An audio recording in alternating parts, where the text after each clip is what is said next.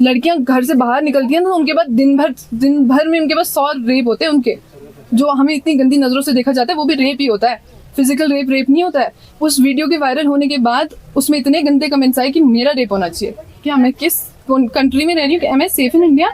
ये मेरा ही देश है, मैं इसी देश में पैदा हुई हूँ, मेरे ही लोग मेरे से ऐसी बातें कर रहे हैं। आपको थ्रेट है जी, उसमें कमेंट्स आए हुए हैं, आप सोशल मीडिया पे चेक कर सकते हैं, उसमें इतने गंदे कमेंट्स आ रहे हैं, इसको दुबई में जाकर फेंक दो, थ्रो हर टू पाकिस्तान, इसी का रेप कर दो। ऐसे कमेंट्स में कहाँ क्या झेलूं? मैं तो आज तक कभी ये सब देखा भी नहीं, और हमारा शहर, इसमें इतना प्यार हमने कभी हिंदू मुस्लिम देखा ही नहीं है। बस बॉर्न इन नैनीताल, कभी नहीं हुआ यहाँ ऐसा। हम लोग बहुत प्यार से रहते हैं, हमारे शहर की बातें बाहर कभी जाती भी नहीं है।